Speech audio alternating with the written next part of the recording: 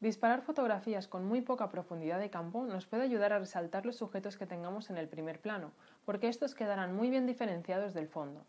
En este vídeo vamos a descubrir cómo reducir la profundidad de campo para que ésta nos ayude en la composición de nuestras fotografías.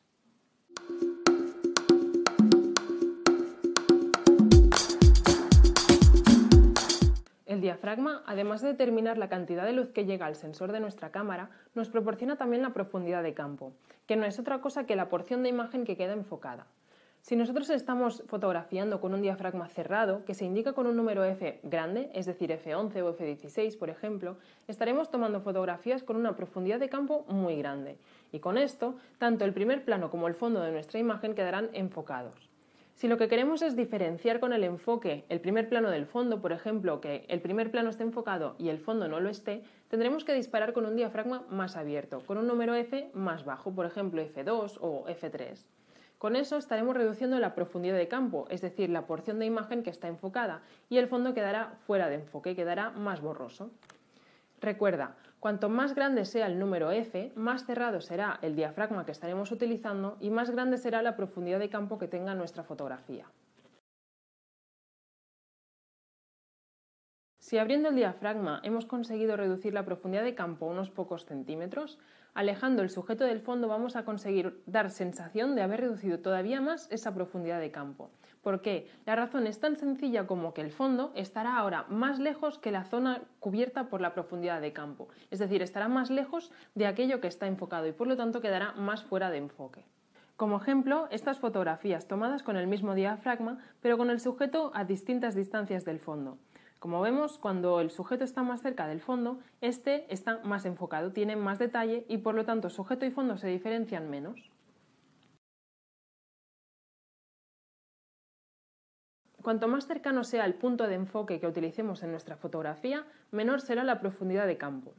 Esto significa que si físicamente nos acercamos al sujeto que queremos tener en primer plano, el fondo quedará más desenfocado, más fuera de foco, que si hacemos la fotografía desde más lejos. Lo veremos con este ejemplo. Mira cómo cambia el desenfoque del fondo solo variando la distancia entre la cámara y el sujeto. Con esto estaremos de nuevo forzando la situación para que fondo y sujeto queden más diferenciados. La verdad es que en función de la focal que utilicemos para tomar nuestras fotografías, estas serán muy diferentes, también en lo que a profundidad de campo respecta. A menos distancia focal, más profundidad de campo, aunque hagamos las fotografías con la misma distancia sujeto y fondo, la misma distancia sujeto y cámara y el mismo diafragma. Y de nuevo un ejemplo que nos lo demostrará. Vemos que en estas dos imágenes, aun no teniendo el mismo encuadre por la diferencia de distancia focal, la profundidad de campo no es la misma. Cuando utilizamos un teleobjetivo, la profundidad de campo es más pequeña y por lo tanto sujeto y fondo quedan más diferenciados el uno del otro. Los objetivos de focal fija suelen ser más luminosos que los objetivos zoom, así que nos permitirán abrir más el diafragma y por lo tanto conseguir imágenes con menos profundidad de campo. Además, los objetivos de focal fija, pero también aquellos objetivos de gama más alta, suelen tener una construcción mejor que dará pie a imágenes con una calidad óptica superior, lo cual nos interesa mucho porque la calidad del desenfoque que tengamos en nuestras fotografías está íntimamente relacionada con la construcción del diafragma del objetivo que utilicemos. Por ejemplo, si nuestro objetivo tiene 7 paletas, las formas que producirá el desenfoque serán heptagonales. Cuantas más paletas formen nuestro diafragma, más próximas al círculo serán las formas que se generen en nuestro desenfoque. Y cuanto más cercanas al círculo sean estas formas, nuestro desenfoque será más suave y más uniforme. Con todo lo que hemos visto en este vídeo, ahora sabemos que podemos generar desenfoques muy diferentes en función de cómo disparemos nuestra fotografía. Esta imagen nos servirá de ejemplo. El desenfoque del fondo es claramente diferente en las dos fotos, debido a la construcción de los objetivos utilizados, a la focal de estos y también al diafragma utilizado en ambos casos.